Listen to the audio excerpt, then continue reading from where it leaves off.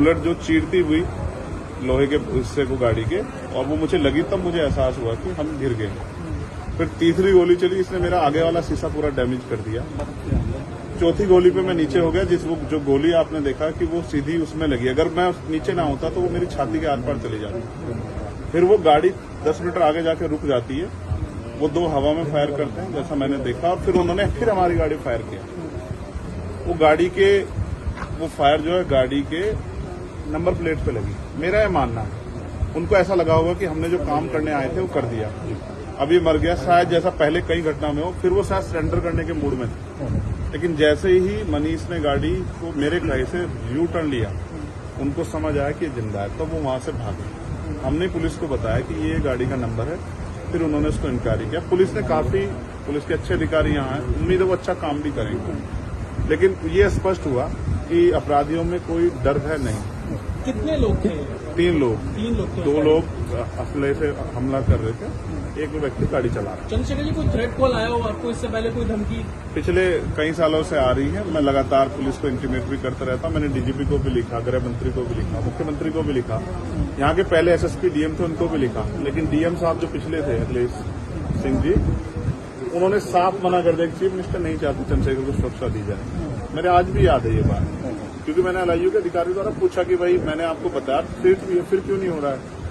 तो उन्होंने कहा भाई ये सरकार का मामला, सरकार चाहे तो दे सकती है। तो मैं चाहता हूं मुख्यमंत्री इंतजार करें कब चंद्रशेखर मरे, उनका काम आसान है। लेकिन उनको ये नहीं पता कि गरीबों की, कमजोरों की, शोषितों की बात करने वाला चंद्रशेखर इतनी आसानी से उनकी रास्ते में से नहीं है। अतीक अशोक जैसा हुआ वैसे ही कुछ होने वाला था, ऐसा आपको लगता है? अब आप इसका आकलन खुद करें कि क्या हुआ और क्या हो सकता है। आपके पास एक और बात, मुझे ऐसा लगता है कल की घटना के बाद, इतने बड़े उसके बाद भी अगर मैं सुरक्षित हूं तो हमारे संतों गुरुओं महापुरुषों का आशीर्वाद, हमारी करोड़ों बहनों माताओं का आशीर्वाद, बुजुर्गों का मेरे पास है।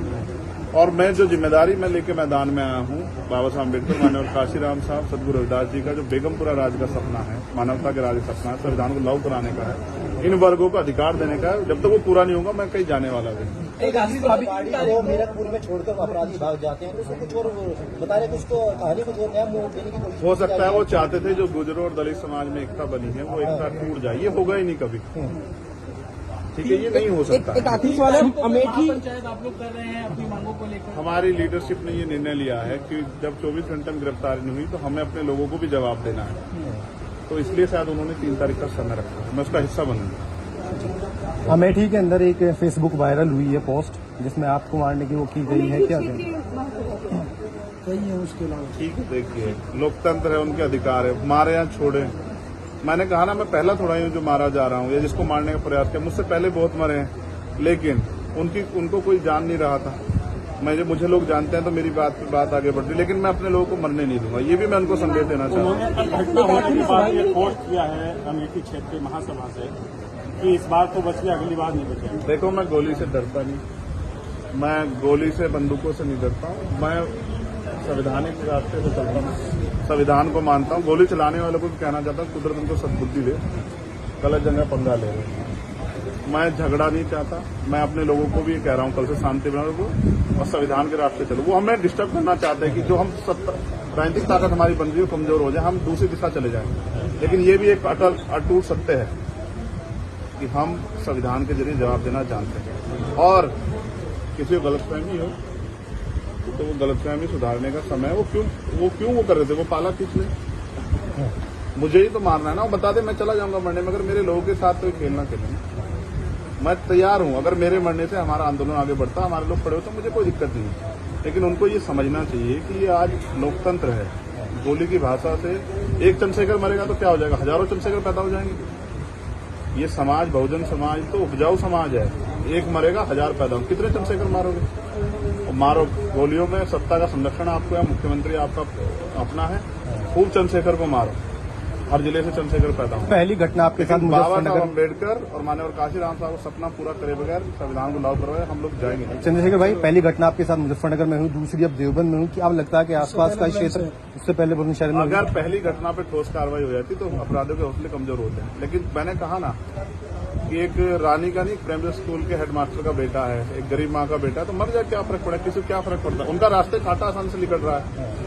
तो इसलिए उनको लगा कोई वो नहीं, लेकिन जनता समझ रही है। मेरे एक एक खून का जवाब मेरे लोग जो है ना मुझे संरक्षण देके देंगे एक आखिरी सवाल, और सबक सिखाएंगे भारतीय जनता पार्टी की सरकार को, जिसके अब संरक्षण में गुंडे पड़ रहे हैं। एक आखिरी सवाल है, क्या ये पॉलिटिकल अटैक था आपको लगता है? पुलिस जांच कर रही है कि मेरे मरने से किसको फायदा हो सकता है, कौन मुझे चाहता मैं मर जाऊं। पुलिस जांच कर रही है, मुझे उम्मीद है पुलिस फेर जांच करके कोई मैनिपुलेट करके नहीं, सही जवाब देगी कि उन्होंने ऐसा क्यों किया। चंद्रशेखर का जो कद बढ़ रहा है देश के अंदर, कई मुख्यमंत्रियों ने भी अब ट्वीट किया है, ओवैसी ट्वीट कर रहे हैं, कहीं और कर रहे हैं, तो इस चीज को क्या ये लगता है कुछ भी गलत होगा तो लोग बोलेंगे।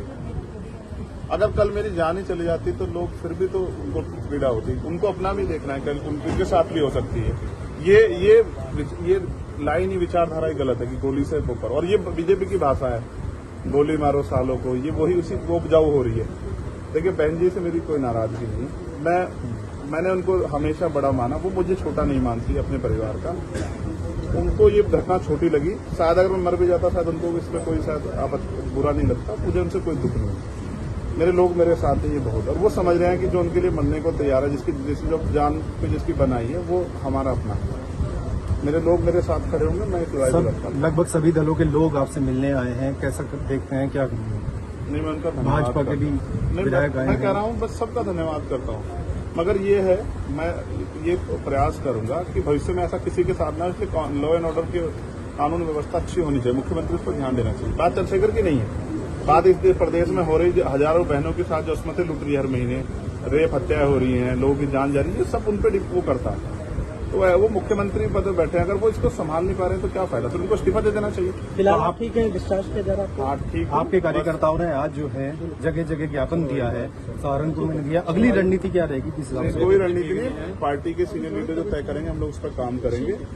और दूसरा, मेरे पीठ में जहाँ गोली लगी है वहाँ ड्रेसिंग जारी है, ठीक है, पहले से आराम है, बस एक जलन और घाव है, जख्म वो तो है ही, सांस लेने में दिक्कत थी, बीपी जो है फ्लक्चुएट हो रहा था, फ्लक्चुएट अप डाउन हो रहा था, वो ठीक है पहले से।